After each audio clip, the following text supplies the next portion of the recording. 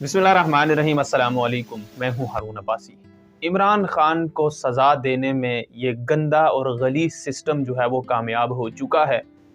इन्होंने सज़ा देनी थी फांसी की, और उसके बाद अवाम का जो प्रेशर इन्होंने देखा है और उसके बाद इन्होंने होश के नाखून लिए हैं और इनका ये अच्छा फ़ैसला है।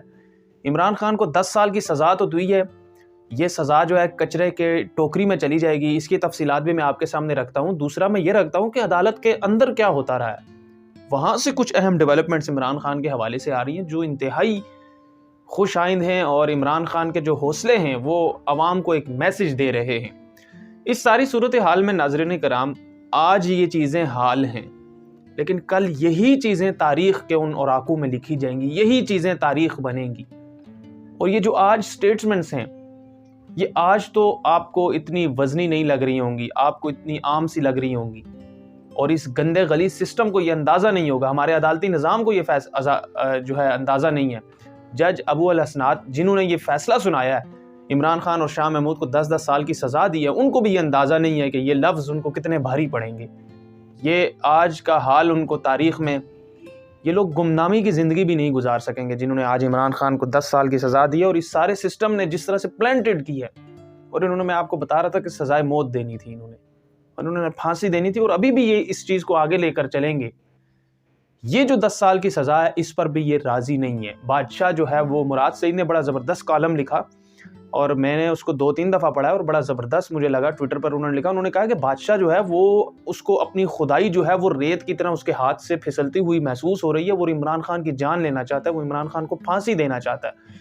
उसने इमरान खान को मारने के हरबे इस्तेमाल किए, उसने इमरान खान को कत्ल करने के मुकदमात जो हैं, कत्ल करने के जो इरादे हैं वो उसके नेस्तो नाबूद हुए। इमरान खान को अदालतों के बाद हुजूम की जद चढ़ाने की कोशिश की, वो भी नाकाम हुए, और अब उसकी जो खुदाई है वो उसके हाथ से रेत की तरह उसके ज़र्रे फिसलते हुए उसको महसूस हो रहे हैं, और उसको अपनी इस खुदाई की मौत का जो है वो डर है, वो इमरान खान की जान लेना चाहता है।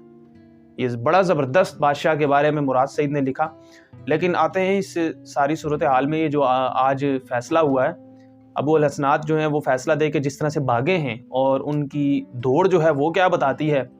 और इमरान खान अदालत में मुस्कुराते रहे, और इमरान खान जब फ़ैसला सुन रहे थे, इमरान खान के चेहरे पे कोई बेचैनी नहीं थी, इमरान खान ज़रा भी परेशान नहीं थे। और इमरान खान सहाफ़ियों को कहते थे, मुझे पता था ये सारा फ़ैसला, ये तो इन्होंने कम सज़ा दे दी है। इमरान खान ने कहा है कि ये तो कम सज़ा दी है, इनको तो सज़ाए मौत की प्रेशर था। कल भी इमरान खान ने जज को कहा कि आपकी मजबूरी मैं समझ सकता हूँ, आपको सज़ाए मौत देने की प्रेशर मुझे पता है, मैंने उन लोगों को बड़े करीब से डील किया है, मैंने 3 साल उन लोगों को बहुत नज़दीक से देखा है, मैं समझ सकता हूँ वो किस तरह आपको प्रेशराइज़ करके मेरे ख़िलाफ़ जो है वो सज़ाए मौत की जो है वो सज़ा सुनवाने का कह रहे हैं। तो 10-10 साल इन्होंने सज़ा तो दे दी है, और इन्होंने ये साबित कर दिया, और इमरान खान को मज़ीद मकबूल कर दिया। अब इन्होंने 8 फरवरी को जो इसका इम्पैक्ट पड़ेगा ना, अब लोग ज़िद के तौर पे जो है वो बाहर आएंगे और इमरान खान के लोगों को जितवाएंगे। क्यों? क्योंकि इमरान खान को इन्होंने ज़िद बना दी है, इन्होंने अवाम की ज़िद बना दी है इमरान खान को, इस तरह के फ़ैसले करके और इस तरह के गलीज़ तरीन जो मामलात हैं और इस तरह की सज़ाएँ देके। केस की कुछ बारीकियों की तरफ आते हैं। जज साहब ने किया कुछ यूँ है, वो हैरत अंगेज़ चीज़ उन्होंने की है। जज साहिबान ने ये काम किया है कि इमरान खान को सज़ा जो सुनाई है ना, ये इन्होंने फांसी की सज़ा सुनानी थी। इन्होंने किया कुछ यूँ है साइफर वाले मामले में, पिछले दिनों तो ये कचरे की टोकरी में जा रहा था। इन्होंने किया यूँ है, क्योंकि अतर मिनल्ला साहब ने इसको खारिज कर दिया था 2 दफ़ा इस्लामाबाद हाई कोर्ट से। इन्होंने ये किया कि इमरान खान के जो वकील थे उसको कमरा अदालत में नहीं आने दिया। इमरान खान ने जब कहा ना कि जनरल बाजवा को भी बुलाएं और जनरल बाजवा से पूछें मैं कुरान पे हल्फ देने के लिए तैयार हूँ, जनरल बाजवा आके बता दें, क्योंकि जो नेशनल सिक्योरिटी काउंसिल का जो इजलास था 2 दफ़ा, वो सारे लोग मौजूद थे, जनरल बाजवा मौजूद थे उसमें। इसको सुन के बाद इनकी इतनी तो है नहीं है, ये इतने कैपेबल तो है नहीं है कि ये बुला लें, इनमें इतनी हिम्मत है तो बुला के पूछ लें। जज साहब ने कमरा अदालत से वो भाग गए, चले गए स्टाफ को लेके। दूसरे कमरे में जाके इमरान खान को वहाँ बुलाया उन्होंने, शाह महमूद को बुलाया और कहा कि वकील अब नहीं आएंगे।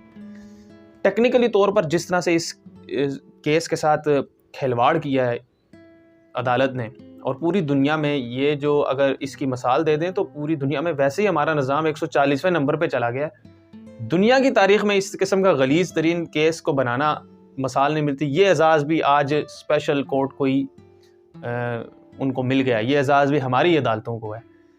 جج صاحب نے یہ کیا کہ انہوں نے کہا کہ 2 سرکاری جونیئر وکیل عمران خان اور شاہ محمود کی طرفداری کریں، ان کے اپنے وکیل نہیں آ سکتے۔ اب یہ کیس اب میں اپنی مرضی سے 2 جو ہیں، عمران خان نے بائیکاٹ کر دیا، شاہ محمود نے بائیکاٹ کر دیا۔ انہوں نے کہا کہ ہم تو کیس آگے لے کے نہیں چل رہے، کیونکہ ہمارے تو وکیل ہی نہیں آپ نے بلائے، تو ہماری تو طرفداری وہ کریں گے جو سزائے موت مانگ رہے ہیں۔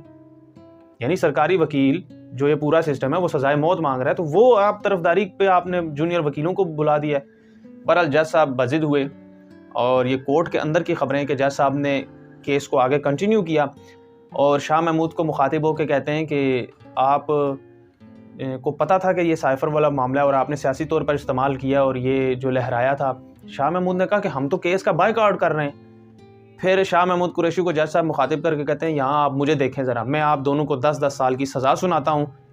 اور انہوں نے لیٹر لکھا اور جو پرچہ لکھا، اور وہ ودن سیکنڈز ناظرین اکرام عدالت سے چلے گئے اور وہ بھاگ گئے۔ شاہ محمود اور عمران خان صاحب عدالت میں ہی بیٹھے رہے۔ عمران خان مسکراتے رہے، صحافیوں سے انہوں نے باتیں کی، انہوں نے کہا کہ مجھے ساری چیزیں ایکسپیکٹڈ تھی، میں اور مضبوط ہو جاؤں گا۔ اور عمران خان مسکرا رہے تھے، اور دیکھنے والے نے دیکھا کہ یہ تو پاکستان کی تاریخ میں یہاں پر تو نااہل کرنے پہ ان کے رونگٹے کھڑے ہو جاتے تھے اور یہ پریشان ہوتے تھے اور رونا ان کا بند نہیں ہوتا تھا عدالتوں میں۔